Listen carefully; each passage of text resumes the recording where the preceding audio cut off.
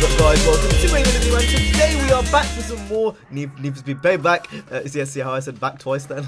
Oh, I'm just gonna kill myself. Anyway, we're back with some more customization gameplay, and today we are here with this Audi R8, a completely brand new car to Need for Speed Payback, not one that we saw in the last game. This is a completely new edition, one that we haven't seen, I think, since Rivals, but obviously this is the facelift version, and it's not the Gen 1 version, and there's actual customization in this game, unlike Rivals. So, again, a car that we haven't seen in a rather long time, and then the actual facelift version is one that we haven't seen, period. So, this is just a quick build that I did, you know, when I went to go ahead and play the game. We had limited time, so there's a few things which are still locked, but for the most part, everything is actually unlocked on this car. And I've got to say, the R8 was one of those cars I was relatively surprised about how I made it look at the end of this. I didn't really want to go too OTT with it. I kind of just made it wider, did a few little things. I didn't want to put any big wings on it. I kind of wanted to kind of make it a bit wider, keep that stock look, and not change it too much, because I think, honestly, the R8 by itself already looks like a pretty beefy car.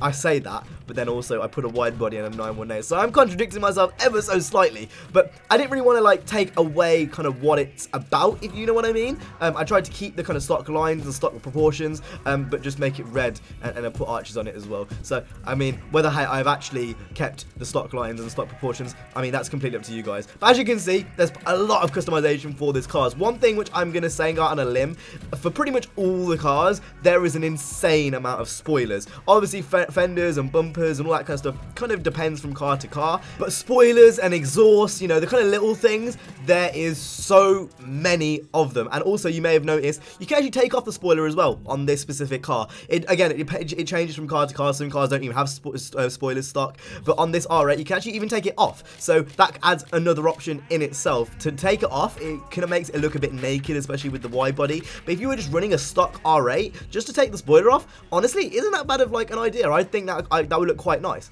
Now, as you can see, there is a few things which are still locked around the cars. For example, the headlights, tail lights. I'm pretty sure for the headlights, it's just tints, and for the most part, and for the tail lights, it's just blacking out them. I could be wrong. Obviously, we didn't play all of it. I didn't get to look at these options afterwards. I'm literally going off what I've played. Some cars you'll be able to add different types of tail lights. Some ones will be tinted. It very much depends from car to car.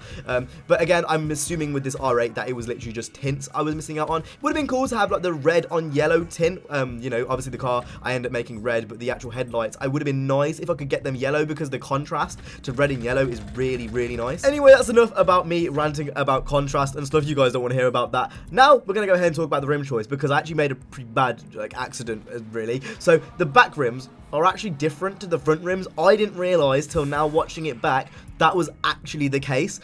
Although I'm gonna go out on a limb and say it's actually quite nice, because the rear rims are actually more dished than the front rims, and I kind of think it gives it a nice look. Didn't do that on purpose. That was completely by accident, and I did not mean to do that, because obviously you can't change both the rims at the same time on this game, and it was completely my fault. I didn't realize what I was doing, but yeah, that's what happened. I must have just seen the SSR logo and thought, you know what, those are the rims, so I'm just going to go ahead and press them. Anyway, with that being said, as you can see, changing the colour right now. Obviously got the red neon on the bottom, which is a vanity item which can be unlocked through shipments, which again we'll talk about separately in a different video. It's the microtransactions system in the game, and again we'll talk about that at a different stage. But that pretty much rounds it up for this build. I think that looks really clean, really sophisticated, really nice. Nothing over the top OTT, you know, nothing like with a livery, nothing with like a wing like a lot of my other builds have been. Very simple, and that kind of just works, really. Anyway, with that being said, I hope you guys enjoyed this video. If you did, make sure to go ahead and hit the like, subscribe. I will see you guys in the next one. You guys have an awesome day, safe, and peace.